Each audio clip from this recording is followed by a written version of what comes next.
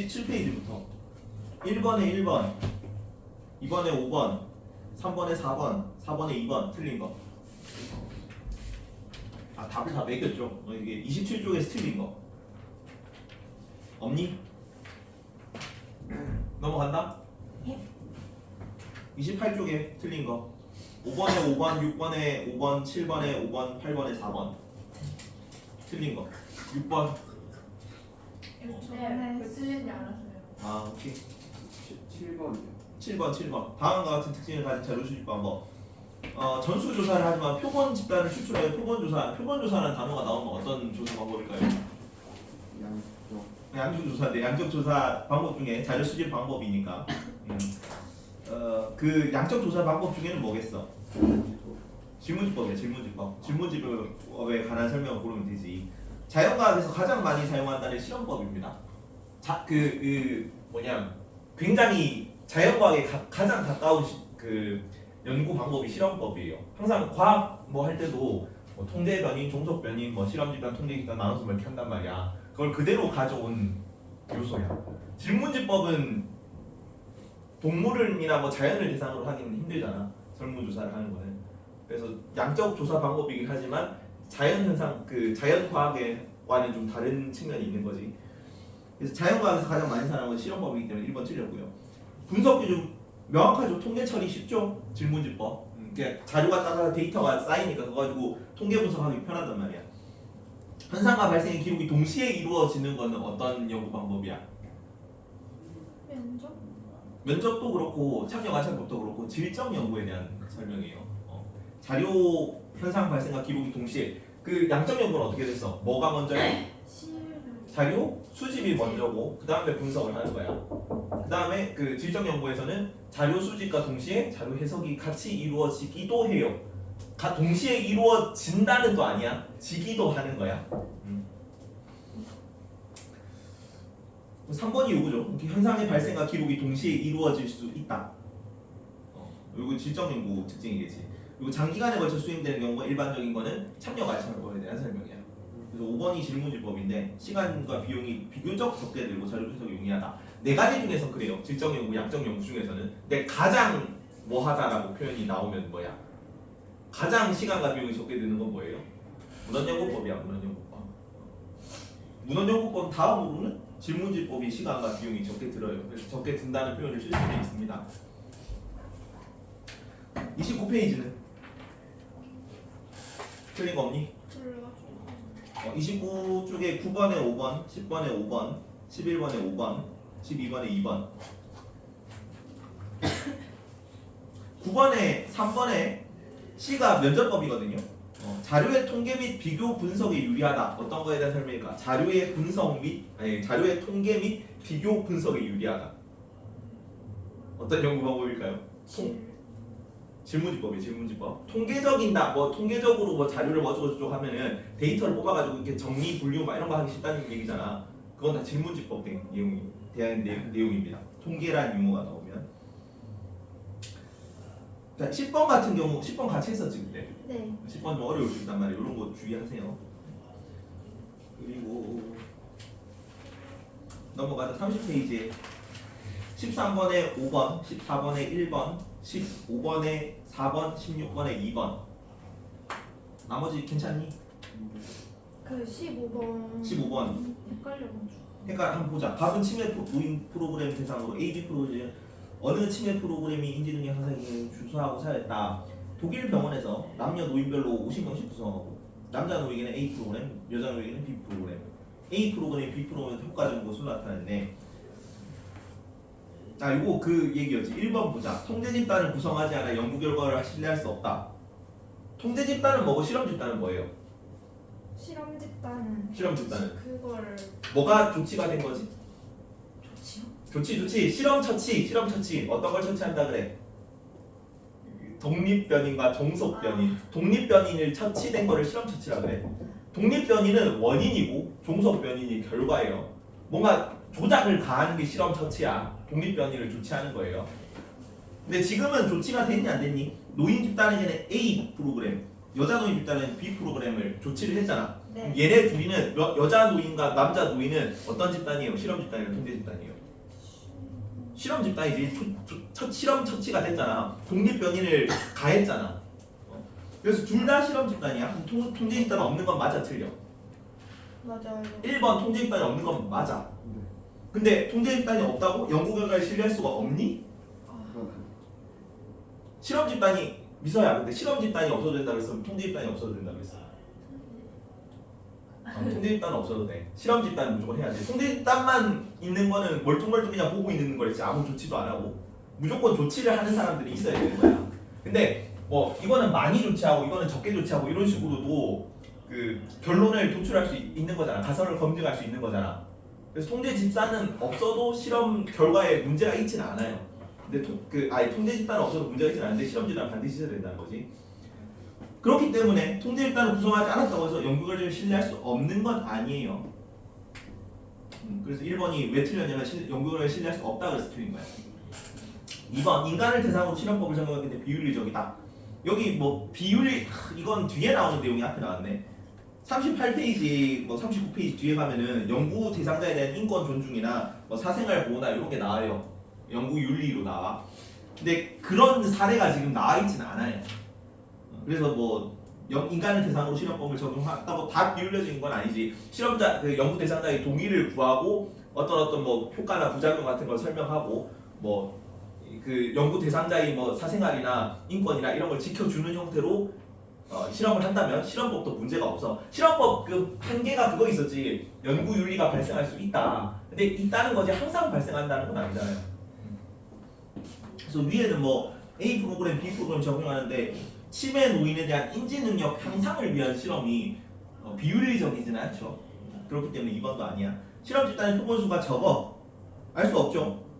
실험 집단의 표본수가 몇 명인지를 알려주지는 않았네. 아 50명씩이구나. 50명이면 충분하지. 근데 사실은 원래 일반적으로는 1000명 정도로 보거든요. 설문지법을 할 때는 그래. 설문지법에서는 1000명 정도. 근데 실험지법은 질문지법에서는 1000명 정도로 보는데 실험법에서는 인원이 몇 명 정도라고 구체적으로 나오지 않았어. 근데 여기는 딱딱 둘로 나눴으니까 50명 정도면 충분하다고 보는 거예요. 일반화하기 어렵지는 않아요. 실험법이기 때문에. 두 실험 집단이 구성이 동질적이지 않아 연구 결과를 신뢰할 수 없다. 왜 동질적이지 않을까? 여기가 만약에 A 프로그램과 B 프로그램을 효과를 보고 싶으면 여성 25명, 남성 25명, 여성 25명, 남성 25명으로 해서 A, B 이렇게 해야지. 이 프로그램이 여성에게만 더 효과적인 프로그램일 수도 있잖아. A든 B든. 그래서 연구 집단이 동질적이지 않은 거죠. 만약에 성별과 관련된 그 실험 처치였으면은 효과가 이 성별의 영향을 받을 거예요. 그렇기 때문에 동질적이지 않아서 신뢰할 수 없다가 4번이 정답이겠지. 조작적 정의가 이루어지지 않아 개량화된 자료를 수집하지 못하였다. A 프로그램, B 프로그램이 조작된 거겠지. 개조정이니까 개조정 양적 실험을 들어가려면은 양적 연구를 들어가면 다 개조정을 거쳐야 되잖아. 현실은 A 프로그램. 요 A, B 프로그램 자체가 개조정이에요. 개조정. 31페이지 17번에 4번, 18번에 5번 두 개 중에서 괜찮습니까? 했니? 오케이, 넘어가자. 32쪽에 다 했어? 아 이거 맞다. 그 고난도 문제를 다 했다 그랬지. 여기는 답이 안 나와 있나? 35페이지는 답이 나와 있니? 내가 체크를 안 했는데 뒤에 답이 있나?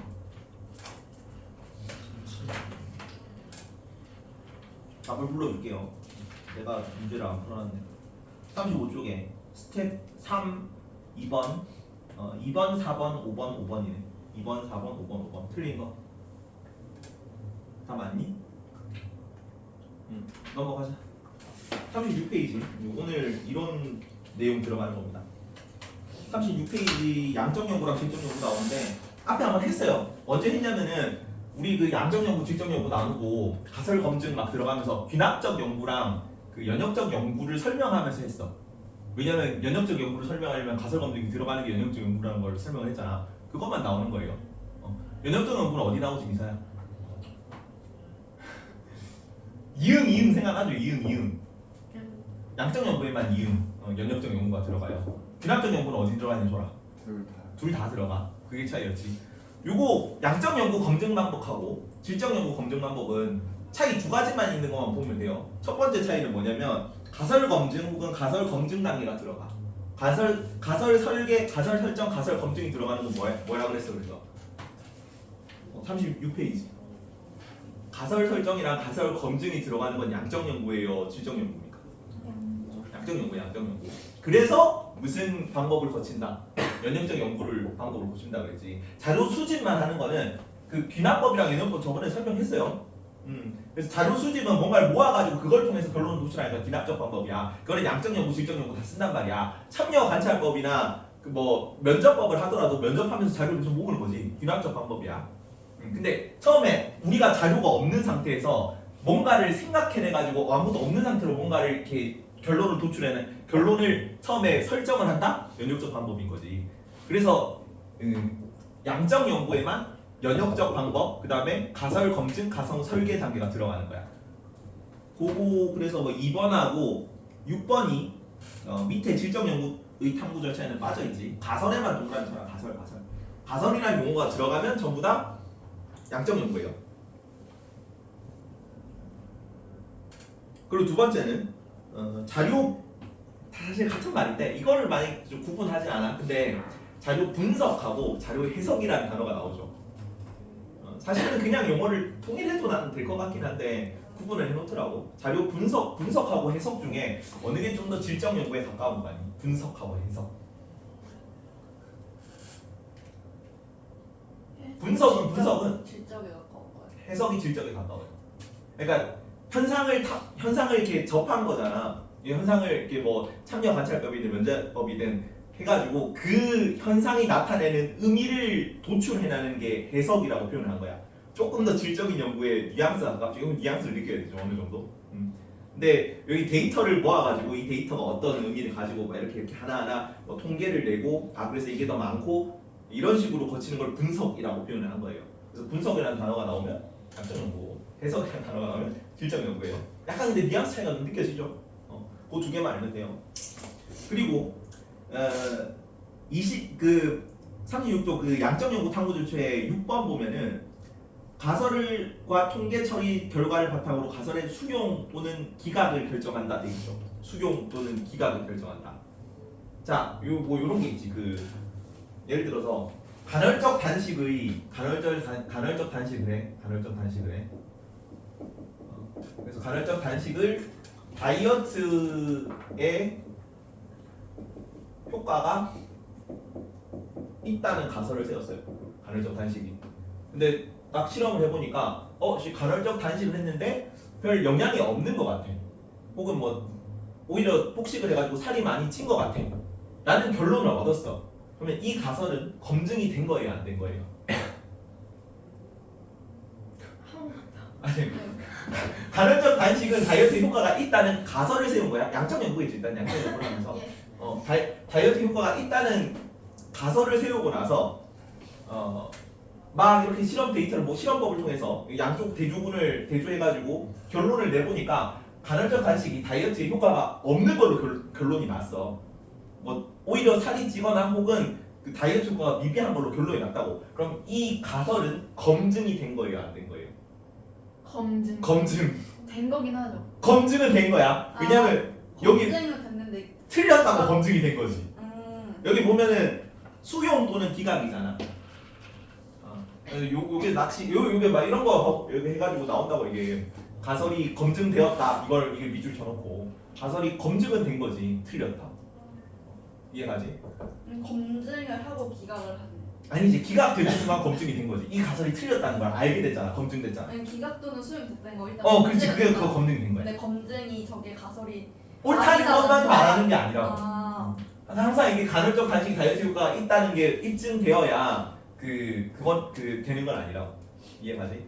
근데 오히려 막 이런 식으로 결론이 났어요. 다이어트에 역효과가 난다. 역효과가 나는 걸로 결정이 났잖아. 이걸 가지고 그러면은 이 가설로부터 역효과가 난다는 거를 도출할 수 있으니까 이거를 그대로 이렇게 결론을 낼 수 있냐? 그건 또 아니에요.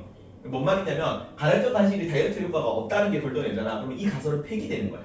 기각하고 나서 간헐적 단식이 다이어트에 효과가 없다는 가설을 다시 세워야 되는 거예요. 좀 이런 거를 조금 꼬아서 내면 좀 어려울 수도 있죠. 헷갈리게 내는 거지. 그리고 개념의 조작 조성이 독립 변수와 종속 변수. 독립 변이는 그 여기는 안 나와 있나? 자료 수집된 자료를 바탕으로 36 그 개념 더하기 자료 채우기 2번에 보면은 독립 변수, 종속 변수라고 나오죠. 네. 독립 변수 밑에다가 독립 변수 이렇게 동그라미 쳐가지고 여기 화살표 쳐가지고 원인이라고 적고 종속 변수의 결과라고 적으세요. 이것도 용어를 몰라서 잘 틀리는 거지. 많이 들어봤잖아. 독립 변수, 종속 변수.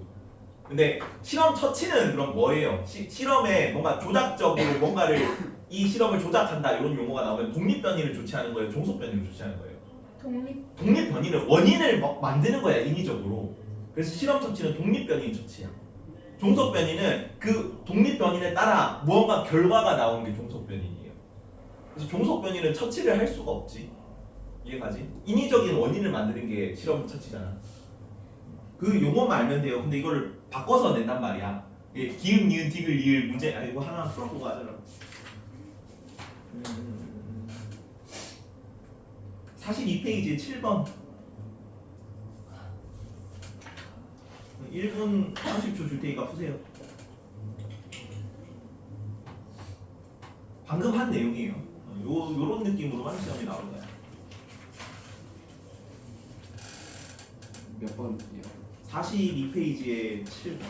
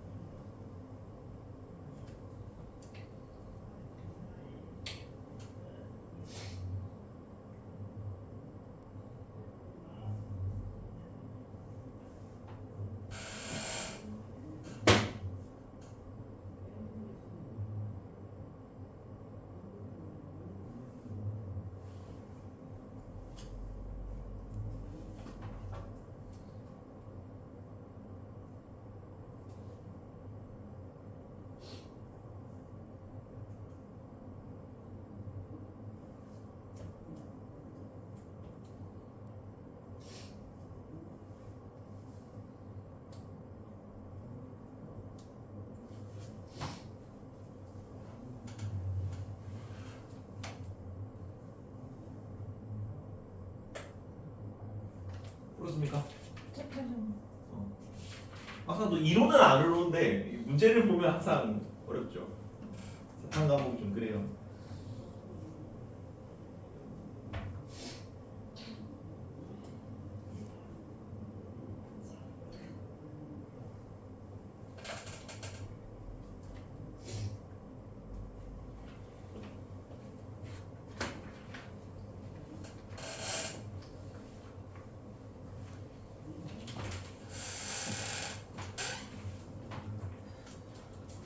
풀었니?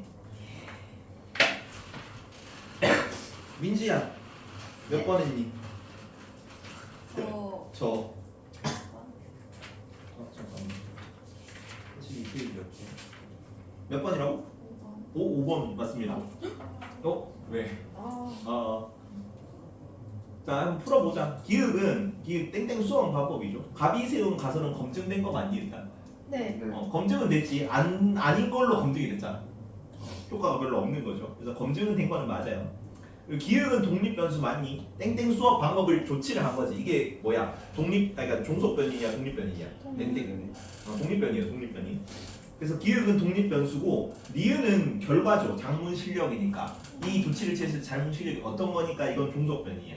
종속 변수예요. 그래서 니은도 맞아요. 디귿 리을이 조금 헷갈리죠. 리을은 종속 변수를 2번 측정하지만 니은은 한 번 측정한다. 이게 사실 이렇게 해도 될 것 같거든. 될 것 같은데 원칙적으로는 그래요. 이게 시간에 만약에 영향을 받는 거일 수도 있잖아. 그러면은 두 개가 독립 변인을 조치를 하지 않는 상태에서 A, B 집단에 대해서 뭔가 작문 실력을 한번 측정을 할 거 아니야.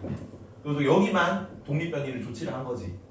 근데 여기 종속 변인에 대한 그 결과의 조치값은 A, B를 왜냐면 이거는 이 결과만 그대로 내도 될 것 같긴 하거든. 아마 그 실제 실험에서 이렇게 할 것 같기도 한데 원칙적으로는 그래요. 이게 만약에 시간이 흘러가지고 바뀌는 거일 수도 있잖아. 그래서 요때 한번 A도 A, B 둘 다 그 실험 결과 측정을 하고, 그러니까 작문 실력을 측정을 하고, 요때 한 번 더 A도 B도 둘 다 작문 실력을 측정을 해야 되는 거야. 이해가지? 조치를 안 했더라도. 그래서 두 번씩 얘만 B만 두 번 하는 게 아니라 A도 두 번 해야 돼. 그래서 틀리는 거야. A는 종속 변수를 두 번 측정하지만 미음은 한 번 측정이 아니라 리을과 미음 모두 종속 변수를 두 번 측정하는 겁니다. 디귿은 리을 미음의 동질성을 확보하기 위해 종속 변수를 측정한 것이다. 이게 맞는 내용이죠. 종속 변수를 측정한 거죠. 아니 근데 동질성을 확보하기 위해가 한 집단 다른 집단. 그러니까 이게 이것만 하지 말라고. 요거는 한 번만 측정하는 게 아니라 요거 두 번 측정한다고. 요것도 이게 얘랑 동질성을 확보하는 과정인 거예요. 이해가 안 가? 잠깐만. 디귿은 작문 테스트를 실시하여 장문 테스트를 실시하는데 뭐 때문이야? 성적이 비슷한 사람을 뽑으려고 그런 거잖아. A, B 집단으로 나올 때 성적이 그렇지 50명 나눈 게 성적이 비슷한 걸 뽑기 위한 장문 테스트니까. 그래서 동질성 확보를 위한 겁니다. 문제가 좀 이런 식으로 나오기 때문에 막상 이론 배울 때는 뭐 하다가 이제 문제를 적용해 보면 이게 배운 게 맞나 봐 이런 생각이 들 거예요 사실. 그것이 사회 문화다. 다시 돌아갑시다. 36페이지로. 36쪽의 그 자료 수집과 분석 시기는 아까 했죠. 양적 연구는 자료 수집 후에 자료 분석을 하는 거고, 질적 연구는 자료 수집과 동시에 자료 해석이 이루어지기도 하는 거야. 괜찮죠? 이런 내용이 답니다. 어려운 건 없어. 한번 문제 한 3-4개 정도만 풀어보고 하자. 순서로.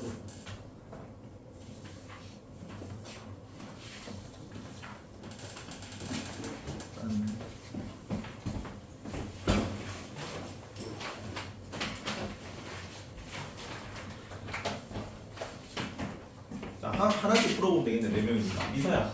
자, 자료 수집 및 해석을 통해 결론 도출을 수행하는 과정을 연역적 추론이라고 한다. 맞을까 틀릴까?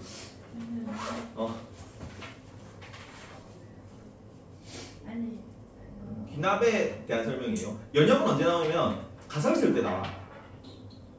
가설을 세우고 연구 계획을 세우는 자료 수집 직전까지의 단계가 연역이야. 그러니까 귀납은 뭐 모아서 결론 도출하는 거잖아. 소크라테스도 죽고 아리스토텔레스도 죽고 플라톤도 죽었으니까 인간은 죽는다. 이게 귀납적 방법이잖아. 자료를 수집하는 순간부터는 귀납적이야. 근데 가설 설정은 어때요? 뭔가 수집하기 전에 자료를 모으기 전에 하는 거잖아. 그때까지만 연역적이야. 그래서 1번은 첫 번째 거는 결론 도출 및 자료 수집 및 해석 뭐 이런 건 전부 다 귀납적 추론이에요. 가설 설정이 연역적 추론이야. 그래서 틀린 거고.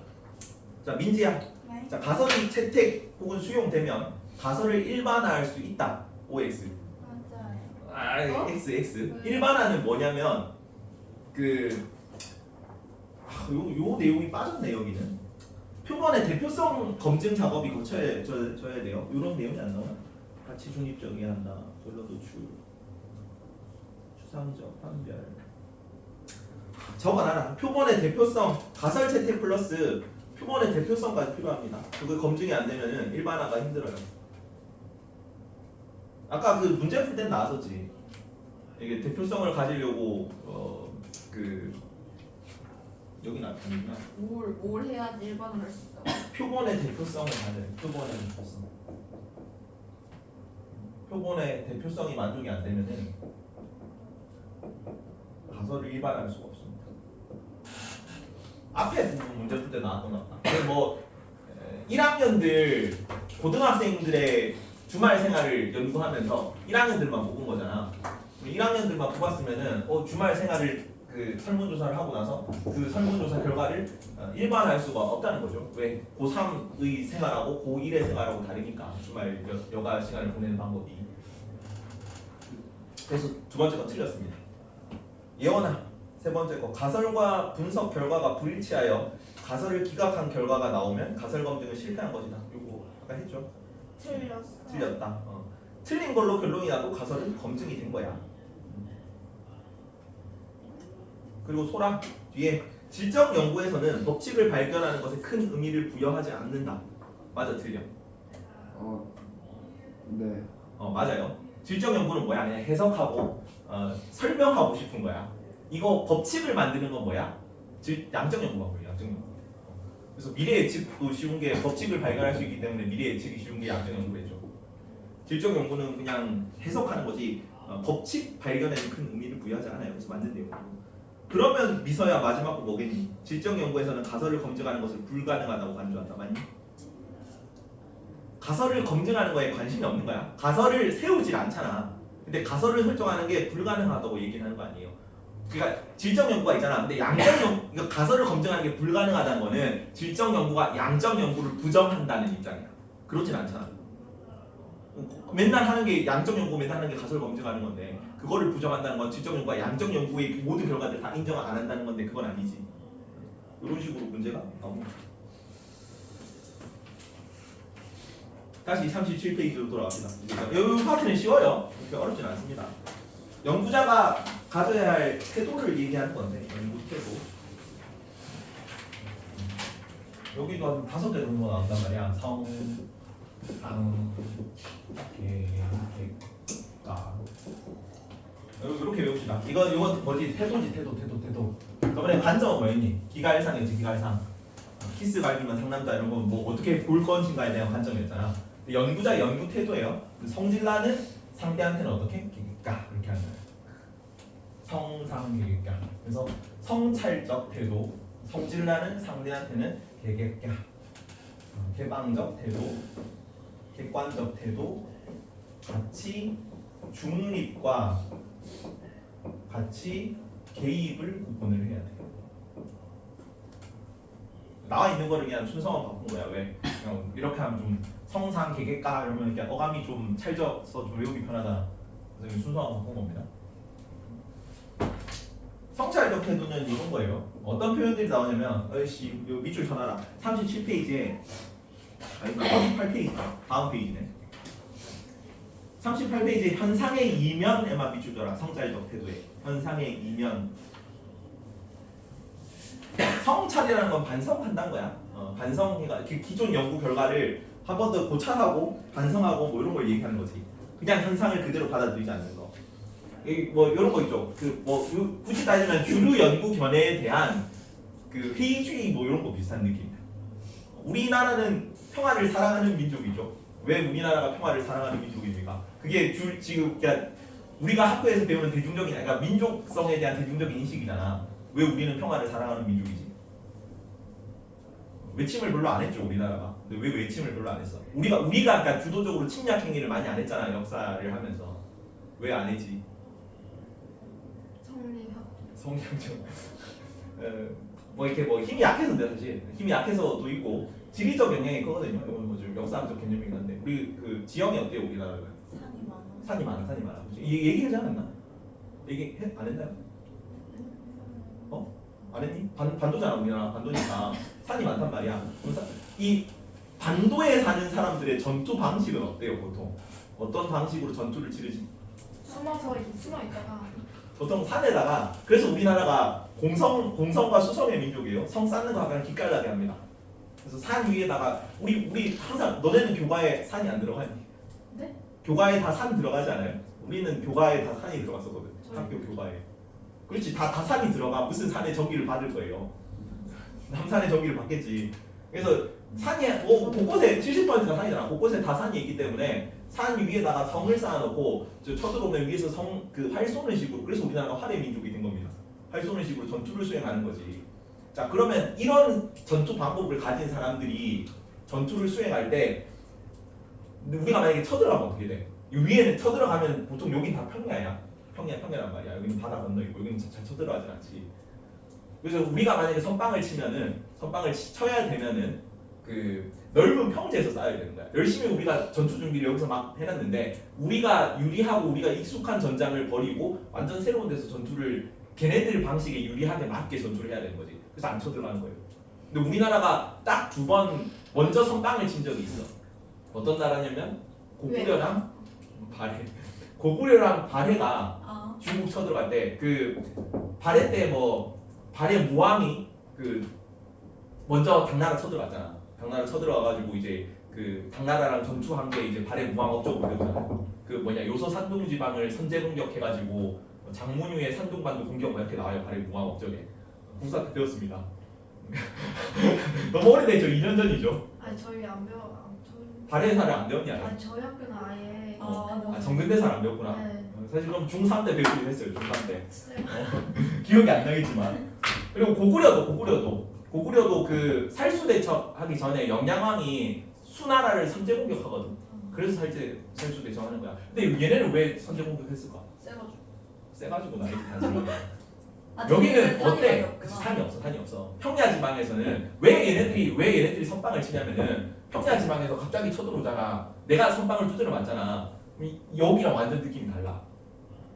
그래서 선빵을 치면 맞으면 너무 아프단 말이야. 넓은 평야에서 갑자기 그냥 싸워야 되니까. 그래서 내가 선빵을 당할 것 같으면 왜 고구려가 여기 쳐들어왔겠니? 수나라가 세져서 그래. 왜 발해가 여기 쳐들어왔겠니? 당나라가 세져서 그래요. 사이가 안 좋아지니까. 그래서 성장할 것 같으면 미리 이제 밟아 죽이려고 쳐들어가는 거지. 그래서 이거는 약간 좀 지정학적인 연구 결과에 따른 뭐야? 그냥 지형의 결과에 따른 거야. 이거 어떤 태도라고? 성찰적 태도야. 성찰적 태도. 기존에 우리가 우리 민족은 평화를 사랑하는 민족이다. 이거에 이제 회의를 갖는 거지. 한번 의심해 보는 거지. 반성해 보는 거지. 그런 연구 결과들, 그러니까 우리의 인식에 대해서 항상 이런 의심하는 자세를 가져야 된다고. 이해가지? 성찰적 태도. 현상의 이면. 그냥 지금 우리가 알고 있는 그 드러나는 현상, 그 백의 민족이고 평화의 민족이라는 그 현상이 왜 그럴까를 생각해보는 태도를 말해요. 성찰적 태도. 그 상대주의적 태도는 다시 앞으로 돌아가서 상대주의적 태도에는 제 3번에 있죠. 3번. 맥락에만 특수성하고 맥락에 밑줄 치세요. 사회의 특수성과 그 사이 맥락을 이해하는 겁니다. 특수성과 맥락. 이거는 통합사회 가르칠 때 맨날 그 얘기 나오잖아. 그 힌두교에서 어떤 고기를 안 먹는다? 힌두교에서 돼지고기, 소고기. 힌두교. 인도에서는 소고기를 안 먹고 이슬람교에서 돼지고기를 안 먹죠. 왜 그래요? 왜 그런 거야? 걔네 문화예요. 그러니까 왜 그렇게 하는 거야? 그러니까 뭐 자기 종교에서 왜 종교에서 그런 식으로 이것도 이 성찰적 태도로 보면 이런 거야. 이슬람교는 사막이잖아. 사막. 먹을 게 사람이 일단 사람 자체도 먹을 게 많이 없는 지역이에요. 근데 돼지는 왜 길들였냐면 돼지가 돼지는 원래 야상에서 뭐였어? 그러니까 개는 길들이기 전에 늑대였잖아. 돼지는 길들이기 전에 뭐였어? 멧돼지야. 멧돼지를 길들이니까 돼지가 된 거잖아. 근데 모양이 많이 다르죠. 털도 다 빠지고 살도 포동포동하고 멧돼지는 훨씬 난리역하잖아. 왜 그렇게 된 거야? 우리가 먹으려고.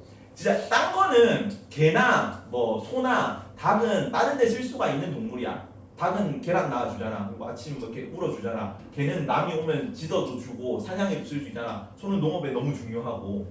근데 돼지는 진짜 돼지같이 이렇게 살만 들이셔가지고 도움이 되는 게 하나도 없어. 왜 기른 거야? 먹으려고만 기른 거예요. 심지어 소나 개는 조금 겹치지만 소나 닭이나 이런 거는 사람이랑 먹이도 안 겹친단 말이야. 근데 돼지는 사람이 먹는 걸 먹어. 근데 이슬람교 있는 지역이 어디야? 중동 지역이잖아. 사막 지역이잖아. 그래서 우리가 뭔가를 먹으려면 돼지랑 경쟁을 해야 돼. 근데 우리가 먹기 위해서 돼지를 기르는 건 너무 가성비가 안 나오는 거지. 그러니까 우리가 고기 1kg를 얻으려면 걔네들 사료를 하려면 훨씬 먹을 게 많이 든단 말이야. 그리고 그 돼지가 털이 빠져가지고 인간은 땀이 나잖아. 땀이 나기 때문에 체온이 올라가면 자체적으로 체온을 내릴 수가 있어. 근데 돼지는 체온이 올라가면 얘가 맛이 가는데 체온을 내리려면은 주변에 물을 묻혀가지고 그래서 진흙탕에 뒹구는 거랍니다. 물을 묻혀가지고 증발시킴으로써 체온을 내린대. 근데 사막에 물이 많이 없지. 우리 사람 먹을 물도 귀한데 돼지 체온 내리려고 돼지가 먹을 물을 진흙탕으로 만드는 꼴을 봐야 돼. 안 된단 말이야. 근데 돼지고기가 너무 맛있는 거지. 기르기 힘든데. 그래서 부유층만 기르는 거를 이거를 너무 이 사회를 혼란스럽게 하고 계속 돼지고기를 탐하다가는 이 민족이 너무 살기 힘들어진다고 생각을 한 거지. 유대교 유족 민족이. 그래서 여기 뭐냐 이슬람교 믿는 쪽에서는 다 사막 기후에서는 다 돼지 금지예요. 다 먹어도 되는 거는 양들은 전 세계에서 다 먹어도 돼요. 양은 뭐 쓸모가 많고 그 이렇게 먹이를 경쟁하지 않고 뭐 이런 제한 사항들이 없거든요. 그래서 돼지고기 너무 맛있기 때문에 그냥 종교로 때려가지고 세뇌를 시키는 거야. 가스라이팅을 하는 거야. 저거는 먹으면 안 되는 거야. 먹으면 안 되는 거야. 논리적으로 납득시키는 건 너무 힘들잖아. 사람 본능을 이기기가 힘드니까. 그래서 종교로 해가지고 이게 아예 세뇌를 시켜버리는 거지. 이거 힌두교도 좀 비슷해요. 힌두교는 그 인도가 밑쪽에 있잖아. 그래서 열대 사바나 기후라 가지고 건기와 우기가 번갈아 가면서 있답니다. 그래서 우기가 끝나고 농사를 짓는데 소가 이 자체가 지형 자체가 데칸고한 지역이거든요. 땅이 우리나라랑 다르게 되게 딱딱한 지역이야. 그래서 소가 없으면 사람이 혼자서 가져가기 되게 힘든 지역이래요. 근데 우기가 끝나고 다 농사를 짓다가 이제 건기가 오면은 되게 배가 고프단 말이야. 얘네도 농사도 못 짓고 그리고 배가 고파가지고 먹을 게 없는데 소가 너무 맛있어 보이는 거지. 근데 못 참고 소를 잡아먹으면 어때? 다음 해 우기 끝나고 나서 농사를 지을 때 농사를 지을 수가 없는 거야. 그래서 이것도 가스라이팅을 시켜주려는 거지. 그래서 시바신이 타고 온 신성한 동물이야. 괜찮지? 소는 근데 좀 웃긴 게 이게 진짜 왜 문화인류학적으로밖에 의미가 없는 게 뭐냐면 여기까지 할게요. 문화인류학적으로밖에 의미가 없는 게 뭐냐면 소는 길들이기 전에 뭐였을 거 같냐? 소는 물소야 물소. 근데 여기서 소는 잡아먹으면 안 되거든 인도에서. 근데 물소는 잡아먹어도 돼. 심지어 엄청 많이 잡아먹고 있습니다.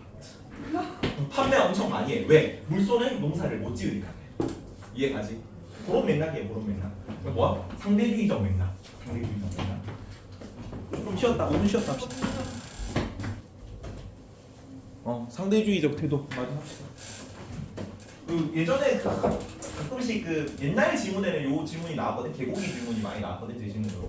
요새는 근데 좀 시대가 많이 바뀌어가지고 개고기를 우리도 조금 지금 현재는 한국 사람들도 개고기 먹는 거에 좀 거부감이 있잖아. 진짜요? 그렇지 않냐? 개고기 먹어봤냐? 네, 얼마나 맛있어. 아, 근데 그거 금지됐잖아요. 이 법으로 금지. 전화가지고. 금지했어요? 나도 먹어봤다. 언제 먹어봤거든. 아버지 맛있지 보시. 않아요? 약간 닭고기랑 비슷해요 그냥. 아니 근데 그럴 거면 진짜 그냥 돼지고기도 금지시키고 소고기도 금지시키고 왜 걔만 그렇게 맛있나 맛있어. 보시다 맛이 그냥 닭고기랑 비슷해. 닭고기인데 약간 맛이 좀 진해요. 그래서 만약에 이거 개라고 얘기를 안 하고 그냥 먹이면은 그냥 맛있게 아마 다 먹을 것 같아 내 생각에. 근데 왜 약간 거부감이 지금 왜 이제 국민적 공감대를 얻은 거잖아 옛날하고 달리. 내 어릴 때니까 10년 15년 전이다. 15년 전 제 신문에 그게 되게 시끄러웠어. 브리지트 바르도라는 프랑스 여배우가 있어요. 걔가 한국이 개고기를 먹는 거는 야만적이라고 표현을 했어. 그래가지고 그 약간 국민의 공분을 샀단 말이야. 우리 민족이 다 분노를 했지. 그래서 개고기에 대한 인식이 되게 우호적인 데가 있었어요 한때. 근데 지금은 요새 막 우리나라에서 이제 개고기 금지 법안이 발령될 정도면은 인식이 많이 바뀐 거야. 이해가지? 지금은 애완견이 많으니까. 그렇지. 그것 때문에 그래요. 근데 그냥 걔가 왕이에요. 걔가 왕이지. 다시 태어나면 개팔자가 상팔자죠. 고양이로 태어날래 뭐 이런 거죠. 부잣집 고양이. 무자식 고양이. 한성가 고양이. 그런 게 태어나는 게 제일 편한 거지. 근데 요거는 다 어디서 거예요 결국 이 그 애완동물이라는 개념은 서양에서 먼저. 우리가 지금 개를 그 약간 그 친구처럼 생각하고 가족처럼 생각하고 이건 다 어디서 온 개념이야? 이전에는 서양에서 온 개념이잖아. 서양에서 개고기를 안 먹거든요. 서양에서. 왜 브리지트 바르도가 우리나라를 비판했겠니? 개는 먹으면 안 되는 존재인 거야. 왜 걔네는 개를 먹으면 안 돼? 그냥 키우니. 사냥? 그지? 우리나라는 무슨 민족이라고? 뭐 하는 민족이었다고? 농사를 짓는 민족이야. 그래서 걔는 농사를 짓는 데 쓸모가 있어 없어?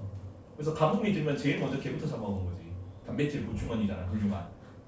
그래서 개고기의 우호적이었던 거고 서양에서는 개를 뭐 하는 데 썼어요? 처음에 걔네는 농사를 이렇게 처음부터 농사를 짓지 않았어.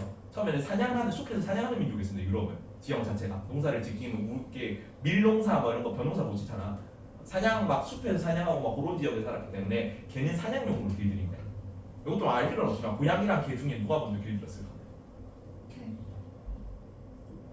걔가 먼저 길들였어요. 걔는 그 구석기 때부터 사냥하면서 인간이 길들였거든.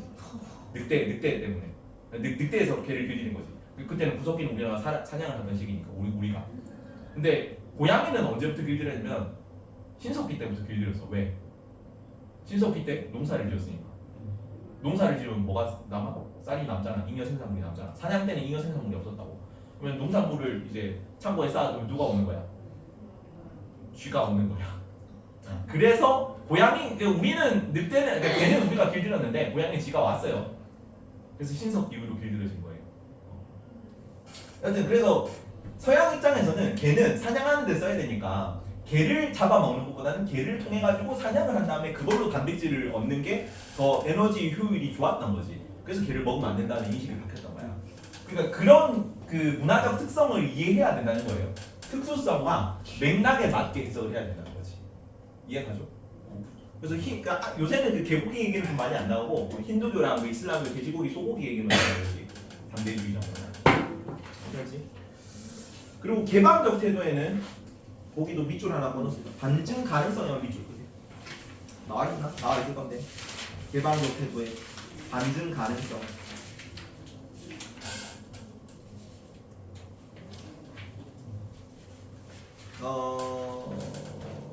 반증에 의해 얼마든지 진리가 아님이 밝혀질 가능성이 있다. 이걸 반증 가능성이라고 해요. 반증 가능성. 반대로 증명할 수 있다는 거야. 반증이라는 거는. 그 심지어 뭐조차 우리가 뭐는 진리라고 생각해. 과학적 탐구의 결과는 진리라고 생각하는 경향이 있지. 약간 이제 종교는 약간 좀 미심적인 건데 증명할 수 없는 건데 과학으로 뭔가 결과가 나, 논문으로 뭔가 결과가 발표가 돼. 그러면은 그거는 진리라고 생각하는 경향이 있단 말이야. 근데 그러한 진리조차 반증 가능하다는 인식을 가져야 된다고 개방적 태도예요. 내가 혹은 뭐 사회적으로 널리 퍼져 있는 인식이야. 혹은 내가 논문으로 낸 자료야. 그래서 다른 얘기를 받아들이지는 않는 거죠. 그건 닫혀 있는 자세지. 근데 항상 내 의견도 혹은 사회의 주류 의견이라도 틀릴 수 있다는 걸 인정하고 열린 자세로 반증 가능성을 인정하는 연구 태도를 가져야 된다. 요거 뭐 그 갈릴레이 얘기가 나요. 제 질문을 가끔씩. 갈릴레오 갈릴레이가 그 당시 지배적인 인식은 뭐였어? 하늘은 어떻게 도는 거야? 지구가 도는 거야? 하늘이 도는 거야? 천동설이에요. 천동설. 지구는 가만히 있고 하늘이 도는 거였는데 갈릴레이가 내가 과학적으로 탐구를 이렇게 해보니까 아닌데 지구가 사실은 도는 거였는데 라고 발표를 하니까 받아들여지지가 않았잖아. 그래서 그거는 개방적 태도가 없는 거죠. 그 당시에 그 사회 이 뭐 연구자들이든 사회 전체 분위기가 그런 것도 인정을 해야 된다고. 우리 되게 중력이 이전에는 그냥 하늘에서 사과가 떨어지는 거는 그냥 사과가 떨어지는 거야. 근데 뉴턴이 그걸 보고 뭐라고 생각했어? 사과가 떨어지는 게 아니라 사과랑 지구가 서로 끌어당긴다고 얘기를 한 거죠. 그게 만유력이잖아. 인식이 바뀐 거죠. 근데 지구는 질량이 엄청 크고 사과는 질량이 거의 없으니까 지구가 사과를 더 많이 끌어당기니까 사과가 떨어지는 것처럼 보이는 거잖아. 만유력. 오늘날은 또 아인슈타인이 다르게 본대요. 상대성 이론에 따르면 시공간이 하나로 돼 있는데 우리는 가끔씩 내가 그 궤도 막 그런 거 보거든. 그 안델방 막 이런 거 보면 막 그런 얘기가 나오더라고. 우리는 항상 빛의 속도로 시간 순으로 가고 있는데 속도가 너무 공간으로 빨라져 버리면은 그 시간이 정지하는 것처럼 느껴지는 거죠. 뭐 쌍둥이 역설 이런 거 있잖아. 빛의 속도로 이동하면은 시간이 느리게 흘러가지고 우주선 타고 왔는데 얘는 나이가 적고 얘는 나이가 안 들었더라 그런 거 있잖아. 그래서 그 입장에서 보면은 시공간이 하나인데 사과가 그 지구라는 공간 안으로 굴러 떨어진다는 인식이래요. 그러니까 계속 우리가 진리라고 생각했던 것도 뭐 만유인력 때 바뀌고 상대성 이론 때 바뀌는 거잖아. 그래서 그런 가능성을 항상 열어두고 연구를 하는 자세가 필요하다는 거예요. 그래서 뭐 과학적 뭐 탐구의 결과조차 뭐 이런 표현이 나와. 과학적 법칙조차 항상 이제 틀릴 수 있음을 인정하고 탐구를 해야 된다는 거지. 반증 가능성이라고 해서. 개방적 태도. 여기 나오는 필요성의 과학적 연구의 결론이라도 이런 표현이 나와요. 반증의 진리가 아님을 밝혀질 가능성. 잠정적 진리다 뭐 이런 거. 그리고 객관적 태도는 제3자의 입장에만 비추죠. 제3자의 입장. 제3자의 입장 혹은 제3자의 눈 뭐 이런 표현은 나오는데 제1자가 나잖아. 제2자가 너잖아. 나랑 너와 이해관계 당사자죠. 이해관계 당사자가 아닌 다른 입장에서 좀 멀리 떨어져가지고 팔짱을 끼고 관조하는 자세로 봐야 된다고. 객관적 태도예요. 주관적을 버리는 거죠. 요게 같은 말로 나와. 가치 중립적 태도가 객관적인 거야. 그지? 가치 중립적으로 본다는 게 내 가치를 투영하지 않는 거잖아. 근데 이거는 같이 개입하고 같이 봐야 되기 때문에 따로 뺐어요 내가. 객관적 태도, 가치 중립적 태도, 제3자의 입장에서 무언가를 바라본다 이런 거. 근데 애초에 뭐 이런 표현도 나오거든요. 사회 현상에서 객관적 태도를 유지하는, 그러니까 뭐냐, 사회 현상 자체는 객관적 태도를 유지하는 것이 불가능하다. 맞아, 틀려. 그러니까 그게 뭐냐, 자연 현상 같은 경우는, 자연과학 같은 경우는 가치랑 떨어져 있죠. 사실 판단만 하잖아. 존재 법칙만 존재하잖아요. 그래서 연구자의 그 주관이 개입될 여지가 아예 없죠. 그거는 뭐 내가 지구온난화 그때 얘기했는데, 내가 지구온난화는 나쁘다고 해서 온실가스가 다른 효과를 일으키지 않잖아. 그거는 인식하고 무관한 거지. 근데 우리는 연구하면서 뭐 이 자료를 해석할 때 내 주관이 개입될 수밖에 없는 거지. 인간과 관련, 인간의 의지가 관련된 거니까. 근데 그렇더라도 그렇기 때문에 더 객관적 태도가 필요한 거예요. 객관적 태도, 그 사회 문화 현상은 객관적 태도가 인간의 의지가 들어가기 때문에 연구자가 객관적 태도를 가지는 게 불가능하다고 나와. 불가능한데, 그러니까 힘든데, 그렇기 때문에 더 객관적 태도를 지향해야 되는 거예요.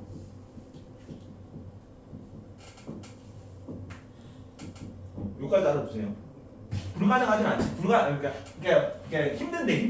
힘들기 때문에 더 열심히 노력해서 객관적 태도를 지향하려고 해야 되는 거예요. 마지막으로 가치 중립하고 가치 개입은 요거 두 개로 나눠서 합니다. 자, 연구 과정에서 나오는 얘기인데, 연구할 때 가치 중립적 입장은, 가치 중립은 자, 문제 제기, 문제 제기랑 가설 설정. 아니, 이렇게 그냥 간단하게 봅시다. 가치 중립적 입장은 연구 중, 가치 개입은 연구 전과 후야. 요거는 잠깐만. 38페이지에 연구 가치 3번, 5번에 3번, 연구 과정에서 가치 개입과 가치 중립, 가치 문제 요거 해서 봅시다. 자, 문제를 처음에 설정을 연구를 할 때는 어떻게 해야 돼? 객관적 태도를 견지해야지. 연구 중에는 내가 이 자료를 인위적으로 자료 자체를 조작하면 안 되잖아. 내가 뭐 통계 자료를 뭐 누구누구를 뭐 어떤 정당을 지지하십니까라고 했는데, 실제로는 이 정당을 지지하는 게 많은데 이 자료 자체를 조작해가지고 이쪽 정당이 더 많이 지지한다, 지금 민심이 이렇다라고, 그거는 하면 안 되겠지. 가치가 개입되면 안 되겠지. 근데 연구 전후에 어떤 뭐 정책에 대해서, 이 정책에 대한 이 정당의 지지도를 알아본다 할 때는 가설 설정 단계에서 어떤 거야? 연구자의 의지가 들어간다고. 가치가 개입될 수밖에 없는 거예요. 당연히. 그래서 여기는 가치를 배제해야 된다고 하면 틀려. 연구 전후에는. 가설 설정할 때, 양쪽은 먼저 가설 설정하잖아요. 근데 최초로 가설을 설정할 때는 당연히 연구자의 주관이 들어가는 거예요. 그러니까 가치를 배제할 수가 없는 거지. 떨어질 수가 없는 거지. 그래서 요거를 이 단어들만 봅시다. 문제 제기 및 가설 설정, 연구 설정 단계에서는 가치가 개입돼요. 피할 수 없다고 나오죠. 무조건적으로 들어가야 할 수밖에 없는 거야. 내가 이 연구를 연구하고 싶다, 가설을 설정하는 거잖아. 이 주제를 연구하고 싶다는 거면 내 주관이 개입될 수밖에 없는 거지. 그리고 밑에 자료 수집 및 분석 가치 중립이지. 연구 중이잖아. 자료를 수집하고 분석하는 거. 연구 중에는 당연히 가치가 중립적이어야 되는 거예요. 그리고 밑에 검증 및 결론 도출까지도 가설. 결론 도출까지, 이 자료가 이러니까 이것은 이런 인과관계를 가진다 라고 결론 도출하는 것까지는 가치 중립을 지켜야 돼. 근데 그거를 적용하고 그 다음에 대안을 모색한다, 앞으로 이렇게 해야 된다, 혹은 추후에 어떤 식으로 다시 가설을 세워야겠다, 이런 얘기가 나오는 거는 전부 다 내 가치가 또 다시 개입된 거지. 나중에 연구 윤리에도 나와요. 이 연구를 하니까 그 이름이 기억이 안 난다. 그 노벨상 받은 사람 중에 독가스 만든 사람, 그러니까 그 비료 만든 사람 있어. 화학 비료 만들어가지고 노벨상 받은 사람이거든. 근데 얘가 비료 만들면서 그 재료를 가지고 나중에 독가스, 유독가스 이런 것도 만들었단 말이야. 그래서 2차 세계대전에서 되게 사람을 많이 죽인 사람입니다. 그래서 되게 위대한 사람인데도 다른 나라 위인으로 꼽을 때 지폐에 들어갈 만한 사람이거든요, 실제로. 근데 그 나라 지폐는 안 들어가, 이것 때문에. 독일 사람이었는데 이름 기억이 안 난다. 하여튼 그런 사람, 이런 거. 그래서 내가 이 연구를 했을 때 나올 결과까지 예상을 하고 그 다음에 이 그 전후에 이 연구 결과를 어떻게 적용하는가. 뉴턴의 아니 뭐 아인슈타인 에디슨 노벨의 다이나마이트를 개발했잖아. 처음에는 광산 이런 거 할 때 광업에 좀 유리하려고 막 한 거예요. 근데 전쟁 무기로 많이 쓰였죠. 다이나마이트. 그래서 요런 거를 어떻게 해야 된다? 내가 이런 식으로 연구를 하니까 뭐 요런 거를 결합하면은 폭발한다는 결론이 나왔다. 그러면 이건 앞으로 어떻게 써야겠다라고 적용하는 거는 이건 가치가 개입되는 문제라고. 이렇게 됐으면 좋겠다라고 쓰는 거죠. 향후 이런 그 문제들이 남아 있으니까 후속 연구를 기대한다. 뭐 이런 거 나와있는 그런 건 다 같이 개입이에요. 자, 여기까지가 연구 태도였다. 이게 5가지면 구분하는 거야. 이게 실제로 문제로 보면 좀 헷갈린단 말이야. 그래서 요 카테고리를 알아야 돼. 이거는 성찰적 태도다. 이런 단어들이 나오면 성찰적 태도다. 이런 단어들이 나오면 상대적 태도다. 왜냐면 뭐 개방적 태도나 상대적 태도나 우리가 평소에 일반적으로 단어를 쓸 때는 이런 용어들을 잘 구분을 안 한단 말이야. 문제를 한번 봅시다. 문제가 어떤 식으로 나오면 요 페이지 그 종이 내리는 거거든요.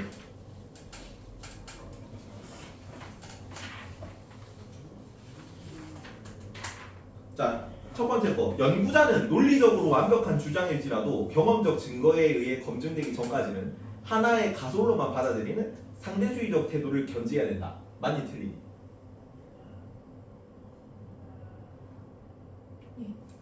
맞는 것 같잖아. 왜냐면 그냥 읽으면 굉장히 자연스러워. 근데 이거를 구분해야 된다 그랬지, 카테고리를. 근데 반증 가능성이 말이니?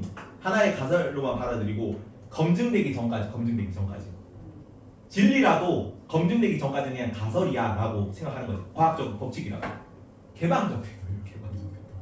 그래서 이거를 왜 문제가 어렵냐면 이 내용을 하나도 안 어렵지. 당연한 얘기잖아. 근데 이거와 이거를 구분해야 돼. 그러니까 우리가 일상 언어에서는 구분을 안 하기 때문에 어려운 거예요. 그렇죠. 뭐 우리가 그냥 보통은 같이 말하잖아. 상대적이고 개방적인 태도를 가져야 된다. 같이 말하잖아. 근데 여기서 구분해야 되고. 그래서 첫 번째가 X거든요. 상대주의적 태도를 견지하는 게 아니라 개방적 태도를 견지해야 돼요.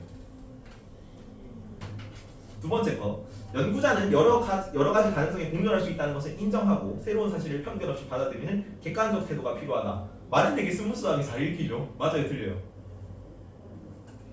미서야 많이 들리니?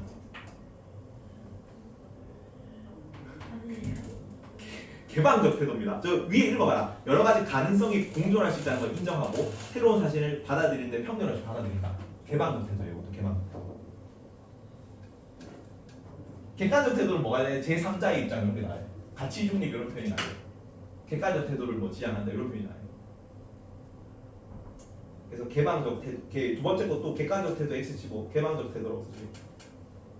여러 가지 가능성이 공존한다. 지금 과학적 법칙이라고 하지만 여러 가지 가능성이 나올 수 있으니까 새로운 사실을 뭐 반론이 나오잖아. 이 의견은 틀렸어는 얘기가 나오면은 개방적으로 편견 없이 받아들여야 된다고. 이게 개방적 태도입니다. 두 번째 거. 이 두 번 이게 그거 되구나. 밑에 것도 똑같네요. 자, 그 다음 거. 두 칸 내려가서 사회 문화 현상의 다양성과 특수성을 인정하고 하나의 기준으로 우열을 평가하지 않는 태도를 성찰적 태도라고 표현한다. 맞니 틀리니? 아니에요. 왜 아닐까요? 상대적인 거예요.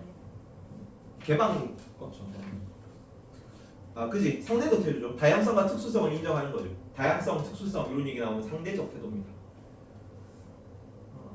그리고 밑에 결론 적용 및 대안 모색 단계에서는 연구자의 가치를 최대한 배제하여야 된다. 맞니 틀리니? 아니요. 왜 아니야?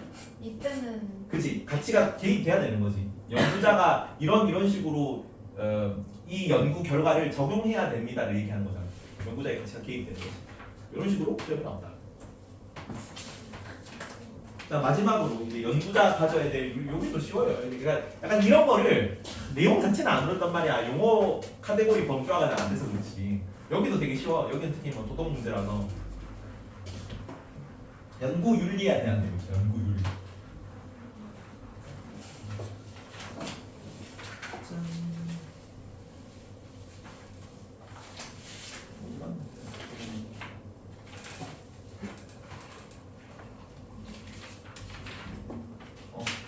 쉽게 연구 대상에 대한 윤리하고 연구 대상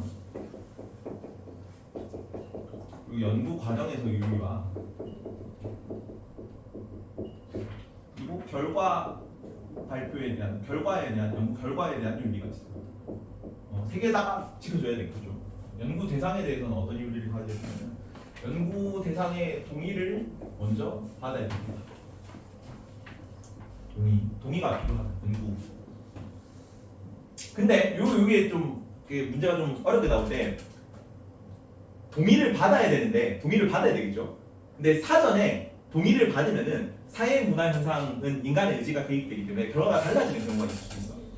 뭐 어떤 경우냐면 뭐 몰래 카메라가 있을 때 위에 저기 감시 CCTV가 있을 때 사람들은 담배를 조금 더 그 휴지통에 버릴 것이다. 그냥 길바닥에 담배를 버리지 않을 것이다라는 그 연구를 하고 싶어. 그래서 CCTV를 달아놓고 여기 이렇게 여기 주변에 있는 사람들을 찍을 거야. 근데 원래는 이거를 사전에 동의를 해야 되지. 이런 실험에 참가하고 있으니까 CCTV가 있고요. 여기 있으면은 이제 보시면은 담배를 이렇게 원래는 버리시던 거를 원래 그대로 하시면 돼요. 실험 중인데 라고 알려주고 사전 동의를 구해야 되잖아. 근데 그렇게 하면 어때? 이 사람들이 실험 중이라는 거 알고 내가 다 찍히고 있는 걸 알잖아. 그냥 감시 CCTV만 있을 때는 그냥 버릴 수도 있는데 내가 이거를 실험이라고 알고 결과를 기입하고 있다는 걸 알면은 내가 평소에 버리더라도 안 버릴 거 아니야. 이런 경우는 동의가 그 결과에 영향을 미치니까 사전 동의가 받으면 안 되죠. 결과 자체가 성립이 안 하잖아. 근데 그렇더라도 사후 동의는 받아야 돼. 이게 문제가 이거는 영향을 미치기 때문에 동의를 받을 필요가 없다는 아니에요. 사후 동의. 유튜브에 몰카 이런 거 영상 많이 올리잖아. 몰카 영상 마지막에 보면은 항상 끝날 때는 요 멘트 올라오잖아. 업로드 되는 거는 그 인터뷰 그러니까 몰카 대상자의 사전 동의와 그걸 거쳐서 업로드 한다고. 그리고 항상 그 나오는 사람들은 다 이제 몰카예요 이렇게 하면 막 웃으면서 막 이렇게 즐겁게 막 이러면서 그런 거만 올라오잖아. 왜냐면 화내는 사람들은 못 올라오겠지. 화내는 사람들은 그걸 안 했을 거 아니야. 이게 승인을 안 했을 거 아니야. 그래서 이 연구가 발표가 되려면 유튜브에 업로드가 되려면은 사전 동의를 안 거치더라도 꼭 사전 동의를 받을 필요는 없어. 왜냐면 사전 동의는 그 연구 결과에 영향을 미치는 경우에는 사전 동의를 받으면 안 되니까. 근데 사후 동의라도 받아야 되는 거야.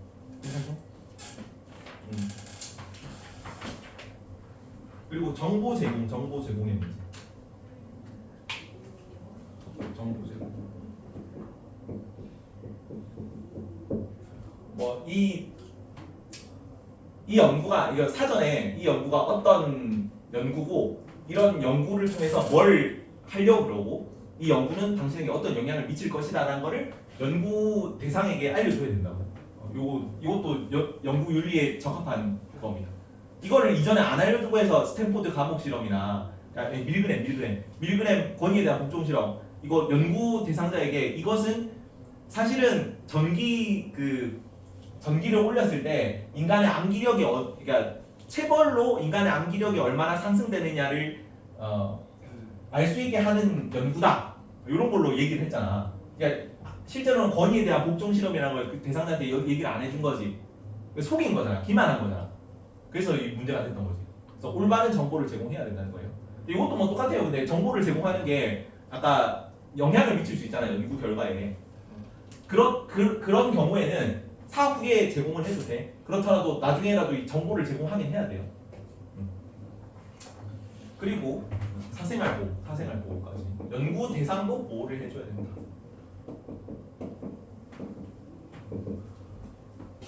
만약에 담배 꽁초 그거 결과가 나왔어. CCTV가 달려 있을 때는 연구 대상자 그러니까 CCTV가 달려 있을 때는 상대적으로 그 담배 꽁초를 덜 버리는 그게 나온 거지.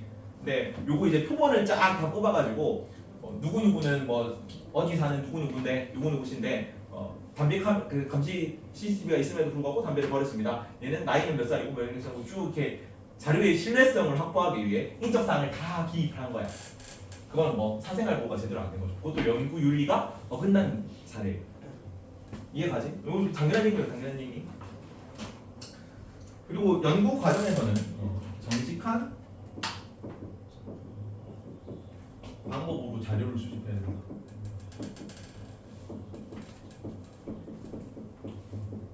불법적인 방법으로 뭐 이렇게 뭐 국가 기밀인데 시스템상으로 뭐 해킹해가지고 군사 기밀 정보를 뭐 이런 거 다 빼내가지고 그걸 그 연구 결과로 발표하면 안 돼. 그러면 불법이잖아. 불법적인 일을 저지르면 안 된다는 거죠. 그리고 자료의 조작이나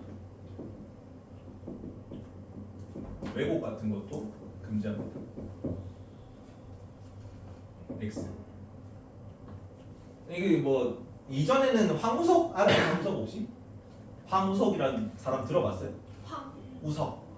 예전엔 배아복제 이런 걸로 되게 사기꾼이거든. 결과적으로 사기꾼인데 배아복제 이런 걸로 되게 유명해가지고 한때 이슈가 됐던. 지금으로 치면은 그 초전도체 같은 정도의 위상을 가졌던 사람이에요.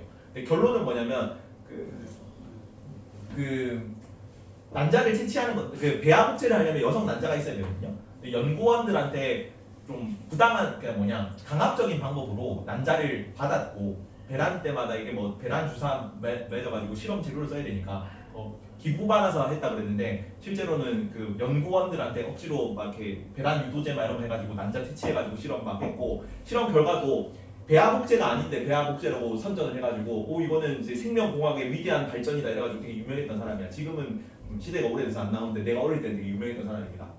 결론은 이제 자료 조작으로 나락을 갔어요.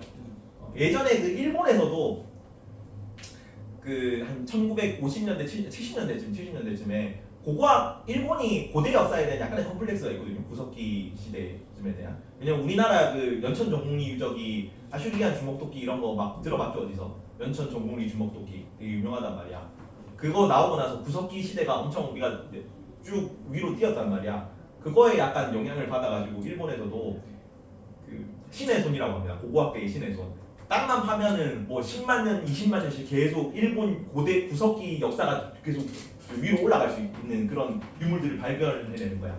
후지무라 신이치라는 사람인데 그 사람이 계속 이렇게 너무 올라가니까 결국은 이제 원래 이제 취재한 신문사에 의해서 이제 원래 미리 이제 땅에 묻어가지고 그걸 발굴하는 척하는 그런 걸로 들켜가지고 일본에서도 논란이 크게 된 적이 있어요. 전부 다 연구 윤리에 문제가 돼 있는 거예요, 여러분. 연구 자료를 조작하거나 왜곡하면 안 된다. 또 마지막으로 결과에 대한 책임을 져야 됩니다.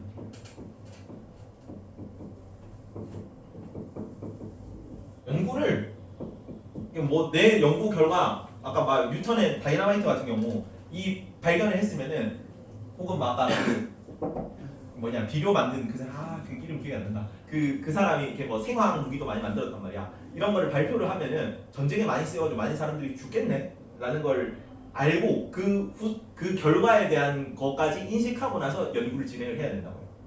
이 연구가 우리 인류에 도움이 되거나 해악을 미칠 것이라는 걸 인식을 하고 연구를 해야 된다는 거죠. 결과에 대한 책임까지 져야 된다.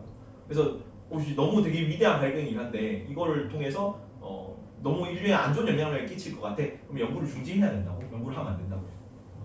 이런 내용들이 나옵니다. 그거 39쪽에 있는 건데 짧게 봅시다. 짧게. 인간의 사회 현상, 연구 윤리의 필요성은 인간의 존엄성을 존중하고 사회 문화 현상이 인간을 대상으로 하기 때문에 엄격한 윤리성이 요구된다는 거고요. 밑에 연구 대상자와 관련된 윤리 원칙이죠. 인권 존중과 사생활 보호. 그다음에 동의와 사후 동의. 그다음에 참여의 피해등을 알려야 된다. 이게 정보 제공이에요. 정보 제공. 사생활 보호까지 해야 된다. 그리고 밑에 연구 과정 및 결과인데 과정에서는 자료를 분석할 때 조작이나 왜곡하면 안 되고 정직한 방법으로 자료도 수집해야 되고 이런 거. 왜곡, 축소, 은폐, 과장해서는 안 된다. 그리고 연구 결과 발표할 때 표절까지 표절 X. 이거는 워낙 유명하죠. 많은 사례들이 있죠. 설민석도 이거 때문에 날아가잖아. 내가 역사학과 대학원인데 내가 대학원 졸업할 시즌에 그게 터졌어. 그래서 교수님이 안 그래도 좀 깐깐하신 분이었는데 엄청 예민해지신 거지. 그래서 한 문장이라도 이렇게 원래 논문 쓸 때 많이 참고를 하거든요. 다른 논문을 참고를 하는데 그걸 이제 여러 개 참고해가지고 자기 언어로 기술을 해야 돼. 근데 이걸 되게 빡빡하게 보면 모든 문장에 하나도 따온 게 없어야 되거든. 근데 보통은 뭐 한두 줄 정도는 이거 그대로 인용하긴 한단 말이야. 근데 이거에 되게 그때 교수님이 되게 히스테릭해져가지고 이런 거 있으면 다 각주 처리했나 뭐 이런 거 하나하나 다 봐가지고 되게 힘들었던 기억이 있어요.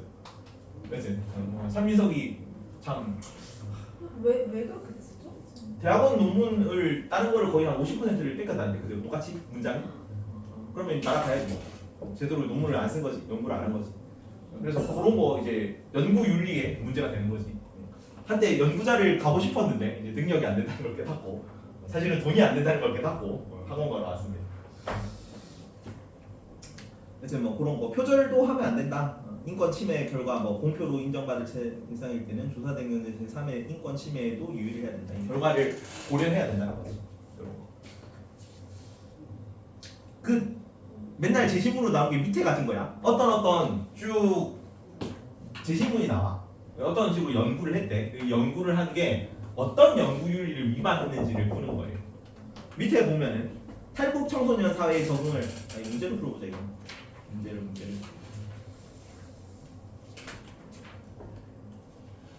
45쪽에 배웠으며 다학점 이렇게 윤리 47쪽에 17번 풀어보세요. 45쪽에 17번.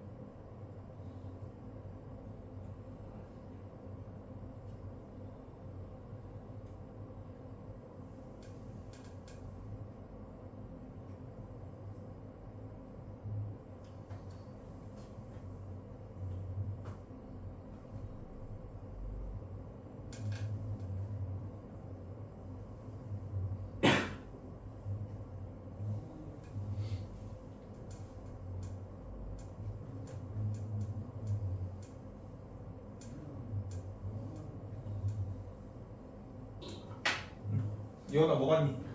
근데 저는 몇 번 갔니? 저는 그냥 5번을 했는데 요거 얘기하는 거죠. 요거 구분하라는 거야. 연구 대상 동의를 받았는가, 정보를 제공했는가. 근데 정보를 제공을 안 한 것도 안 한 거지만 유해한 그 매체를 접하게 함으로써 이 학생들의 앞으로의 그 미래를 위협하는 거잖아. 인권 문제가 발생한 거예요. 그래서 연구 대상 윤리가 어긋난 사례입니다. 그래서 5번.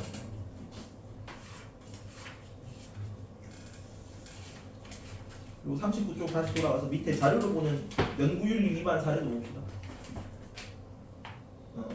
회장의 동의를 얻어 그 자료로 보는 이거 한번 읽어봅시다. 탈북 단체를 방문하여 연구 의의를 설명했다. 탈북 청소년 한국 사회 적응 현황을 연구하는 거예요. 그래서 회장의 동의를 얻어 탈북 청소년 100여 명의 뭐 쭉 자료를 받아서 연구 보고서를 작성했어. 그래서 신뢰도를 확보하기 위해 이 100명의 명단과 연락처를 부록으로 첨부했어. 왜냐면 이거 조작한지 안 한지 사람들이 의심하면은 내가 실제로 이렇게 조사했습니다, 명단입니다 이렇게 보여주면 신뢰성이 좀 올라갈 수 있잖아. 뭘 위반한 거야? 정보 사생활. 사생활 보호를 일단 안 했지. 그리고 동의도 안 구했지. 누구 동의만 얻었어? 회장. 회장의 동의만 얻었으니까 당사자들의 동의도 안 얻었고, 그다음에 제대로 사생활 보호도 안 해줬고, 그래서 연구윤리 위반 사례.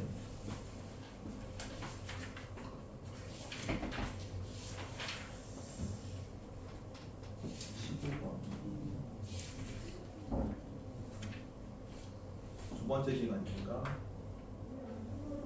45분, 30분. 몇 분까지냐? 15분이니까 50분까지. 그러면은 46쪽, 47쪽까지만 풀어. 46쪽, 47쪽 고난이도 문제는 다 풀어.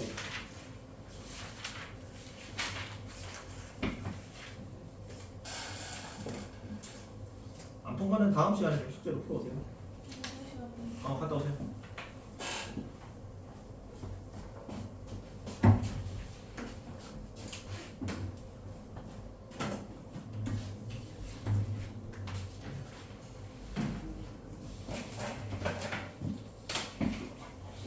햇가족이 뭐예요?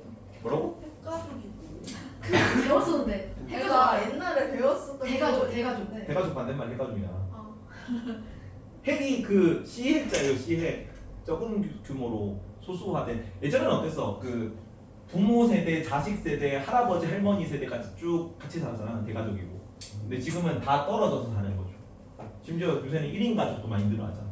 그래서 뭐 부모 자식으로만 4인 가족 이런 거나 부모 자식으로만 구성된 가족이나 혹은 독신으로 살고 그러니까 그 혼자 살고 있는 1인 주거자들이나 이런 걸 다 핵가족. 2년 전에 배웠어.